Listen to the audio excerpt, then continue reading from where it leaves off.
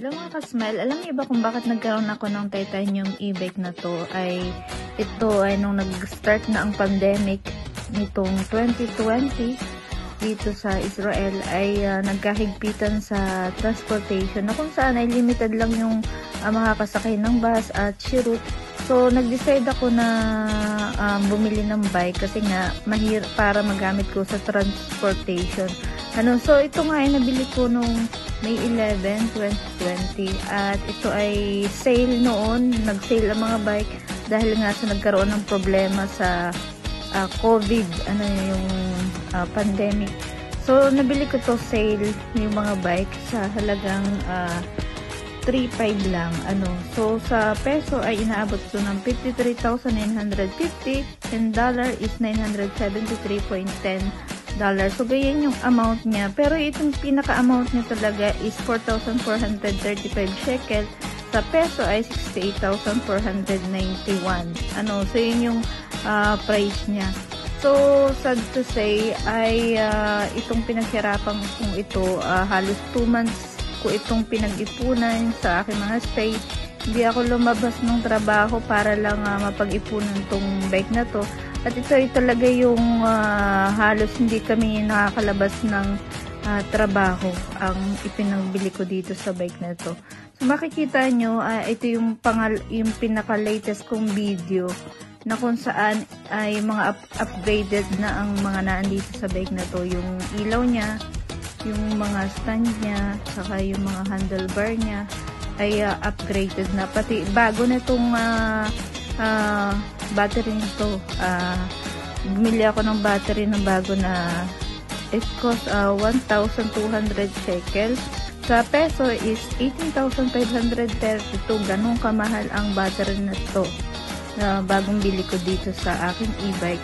Kaya naman talagang napakalaki na rin ang gastos ko at hindi natin naasahan na nanakaw lang itong bike na to kasi nga yung lock ay naipadlock ko dun sa upuan na yun, dun sa huli ng upuan na yun. So ang daling na kuha ng magnanakaw. Pero kung sabado siguro ay hindi ka agad-agad makukuha yung ating bike.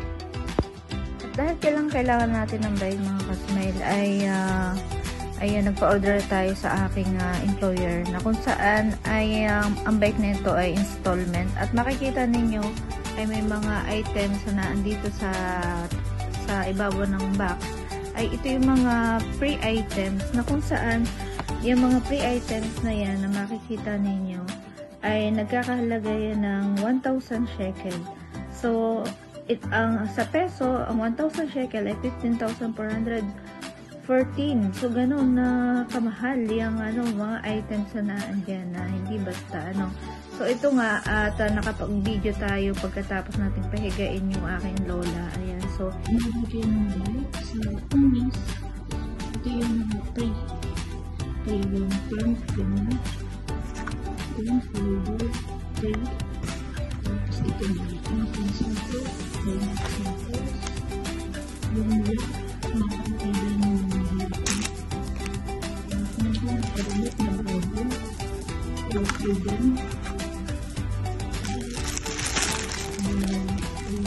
pabulong lang ang pagsasalita ko dito kasi kapapahiga ko pa lang kay Lola sa kama ng time na to.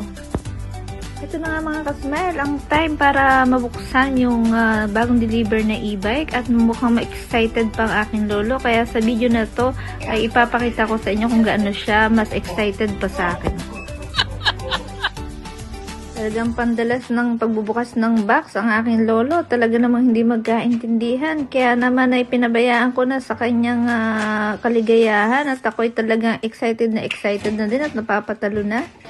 So, pwede namang i-deliver ang bike na ito sana na assemble na. Kaya lang si Lolo mas prepare niya na nakabox pa. Mas masaya daw na kami daw dalawa mag-assemble.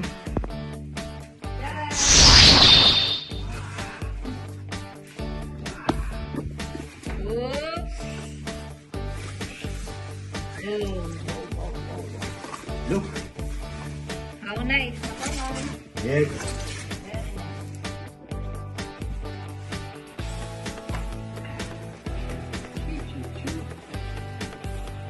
Ayan. So, nakita niyo naman kung gaano ka-excited excited ang aking amo na mas excited pa sa akin. So, napaka-thankful ko dahil napakabait ng aking amo at sinusuportahan niya ako sa ganitong mga bagay na makapagpasaya sa akin. So, bihira lang yung mga ganitong amo. Sa time na ito ay talagang ako na yung nag-assemble ng lahat-lahat dito. Yung paglalagay ng pedal, yung paglalagay ng handle, at saka kung ano-ano pa upuan. At yun na nga. At ito na nga ang aking unang-unang video sa aking e-bike at nilabas ko talaga siya. At talagang kinuhaan ko siya ng video. Yung last time na bago kong bili na titanium, hindi ko siya nakuha ng ganito. Ngayon talaga parang tinitreasure ko na ang bawat oras na sa bago kong e-bike na to. At talagang ayan, nakita nyo naman napaka-quality ng bike na to. At ang bike na to ay nagkakalaga ng 5,670 shekel. Sa peso ay inaabot siya ng 87,400. Ang bike na to ay nakuha ko lang siya ng nasa 3,990 shekel. Sa peso ay inaabot siya ng 61,504. So, monthly ko siyang babayaran ng 12 months na 333 shekel. Sa peso ay 5,133. So, ganyan ko babayaran siya monthly kay Lolo. Kasi siya ang nagagamit ng kanyang credit card para ma-order ang bike na to na installment. Ito na yung pinakahintay natin, ang test drive. First time kong masasakyan ng aking e-bike. So, talaga namang unang arangkada ay naninibago pa tayo sa bike na to. Kasi nga, ginagamay pa natin yung silinyador. Kasi kakaiba. At syempre, ganun talaga pag sa una ay maninibago ka. Ang maipapayo ko lang sa mga bibili pa ng e-bike ay dapat ang pinaka brakes nyo ay yung front and rear hydraulic disc. So, sa tinagal-tagal ng aking pagdadrive, almost 4 years na akong nagdadrive ng e-bike, ay talagang mas the best na maayos yung brakes ninyo.